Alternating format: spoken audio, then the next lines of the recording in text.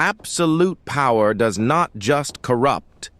In history, it often creates monsters. These men ruled empires. They commanded armies. They decided who lived and who died.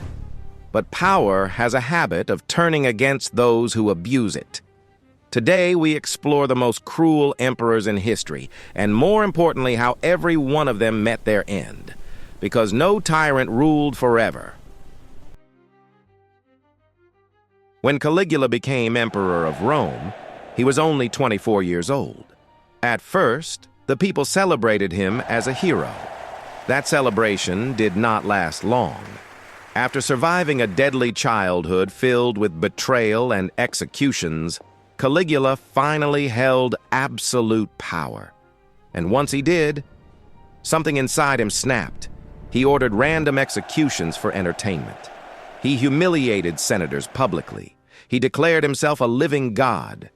According to Roman historians, Caligula even planned to make his horse a consult, not as a joke, but as an insult to the Senate. Fear ruled Rome. No one knew who would be next. In the end, it wasn't the people who killed Caligula. It was his own guards. In 41 AD, members of the Praetorian Guard ambushed him in a palace corridor. He was stabbed repeatedly. Caligula ruled Rome for just 4 years.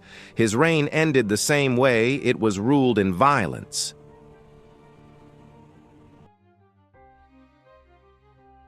Nero wanted to be remembered not as a ruler, but as an artist.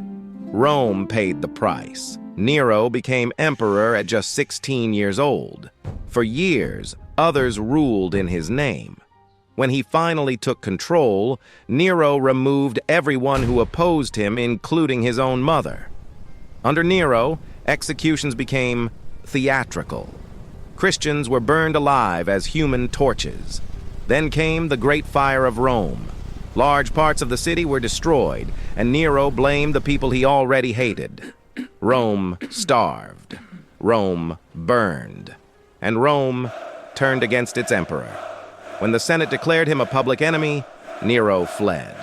Alone and abandoned, he realized there would be no mercy. In 68 AD, Nero took his own life.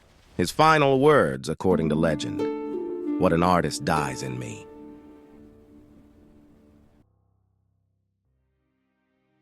Qin Shi Huang did what no one before him had done. He united China, but unity came at a terrible cost. As the first emperor of China, Qin Shi Huang believed fear was the key to stability. He standardized laws, currency, writing, and punishment. Minor crimes led to brutal sentences. Scholars who disagreed with him were buried alive. Books were burned. Thought was controlled. Millions labored under extreme conditions to build walls, roads, and monuments, including one for the emperor himself.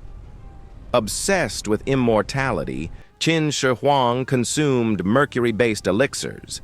Ironically, these cures killed him. After his death, his empire collapsed almost immediately. Fear held it together, and fear could not survive without him. Ivan IV of Russia ruled with one emotion above all others: fear.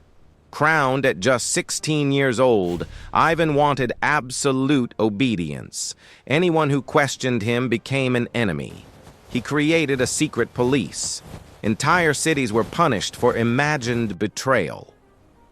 Ivan's paranoia grew so intense that in a fit of rage, he killed his own son. At that moment, his dynasty effectively ended. Ivan the Terrible died in 1584, weakened and isolated. Without a strong heir, Russia fell into chaos. His cruelty did not secure his legacy. It destroyed it. These emperors ruled through fear, and fear gave them power. But fear also created enemies, conspiracies, and collapse. History shows us this again and again. Cruelty may control people, but it never earns loyalty. Every empire built on terror eventually turns on its ruler, and no throne is strong enough to stop that ending. History is filled with forgotten stories just like these. If you want to explore more dark and intriguing tales from the past, subscribe to History Tales with AI, because the past always has lessons, if we're willing to listen.